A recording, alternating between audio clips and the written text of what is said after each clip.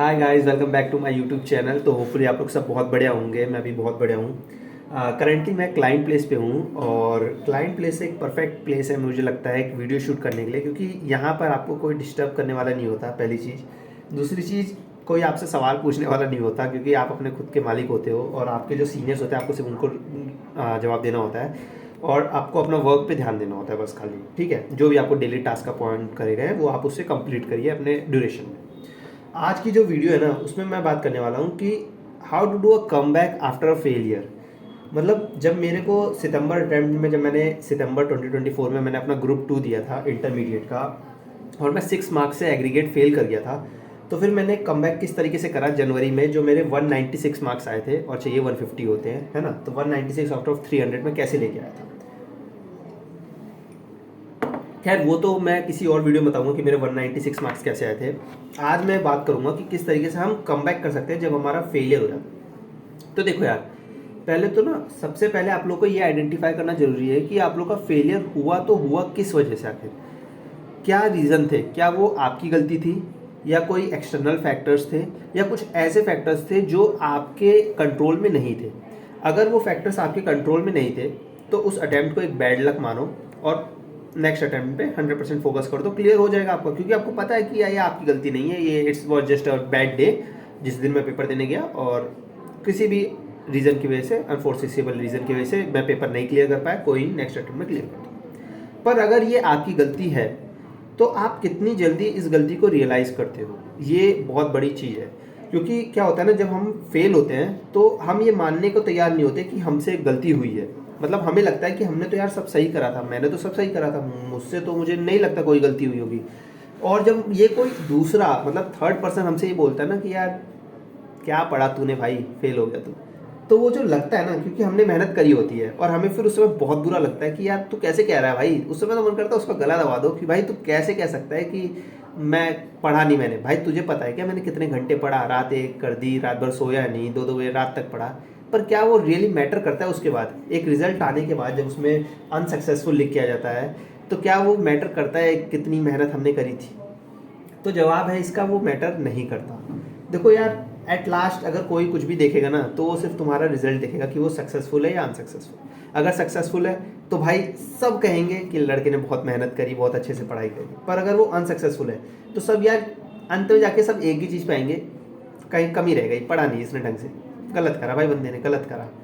तो यार ये चीज़ का ना जो दुख है ना, वो अलग लेवल का होता है। तो पहले तो आपको इस दुख से ओवरकम आना है कि यार अगर कोई आपसे बोलता है कि मेहनत नहीं करी या पढ़ा नहीं आपने ढंग से, तो उसको एक पॉजिटिव की तरह लेना है कि ठीक है भाई, कोई नहीं, कुछ गलतियां हुई होंगी, नेक्स्ट टाइम ट्राई करें। जितनी जल्दी आप इस चीज़ से ओवरकम हो जाओगे ना कि हाँ अगर कुछ गलती हुई है तो मैं उसको ठीक करूँगा और नेक्स्ट अटैम्प्ट में वो गलतियाँ नहीं करूँगा, तो यार आपको उतनी जल्दी आगे की तरफ आप बढ़ोगे और नेक्स्ट अटैम्प्ट की उतनी अच्छे तरीके से और जल्दी तैयारी स्टार्ट कर पाओगे।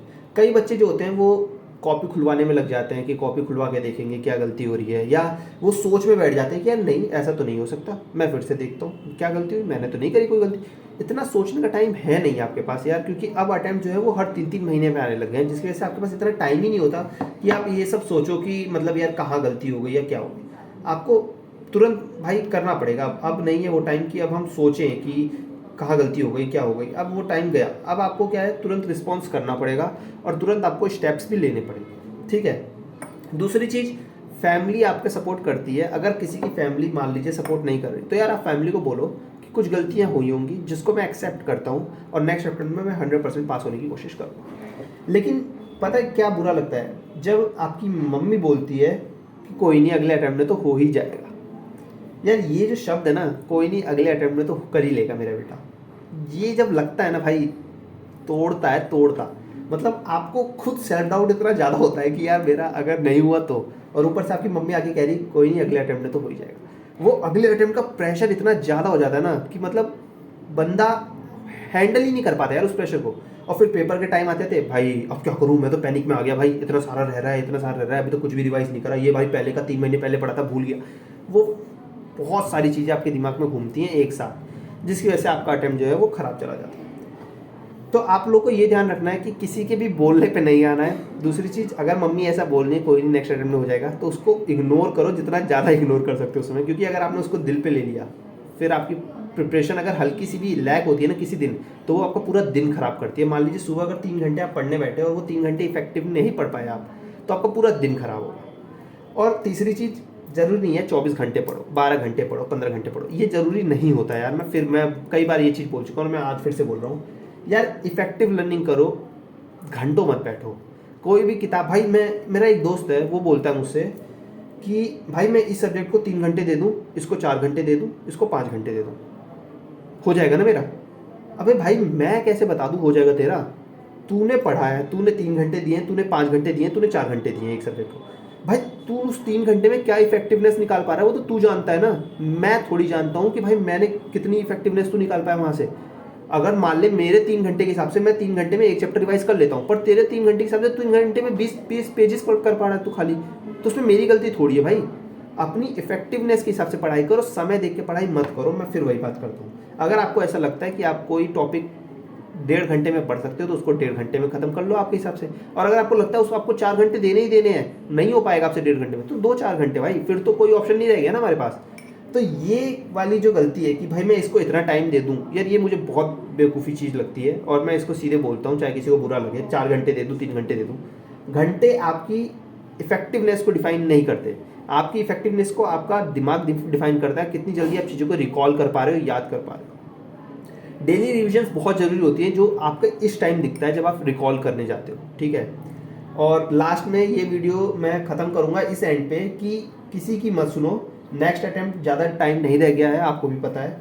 अगर ये सितंबर अटैम्प्ट गया तो जनवरी अटैम्प्ट आएगा 3 महीने के बाद। कोई नहीं पूछेगा अगर एक बार जनवरी में निकल गए, क्वालिफाई हो गए, फाइनल में पहुंच गए, ठीक है, या फाइनल क्लियर कर गए, कोई नहीं पूछेगा।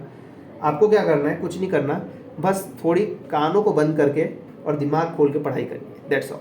मैंने भी यही करा था।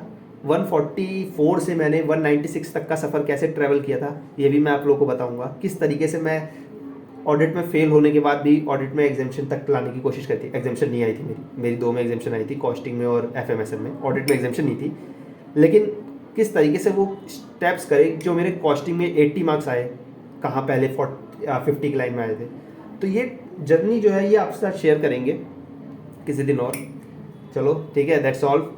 जा रहा हूँ यार काम करने, वरना समझ रहे हो ना। चलो बाय।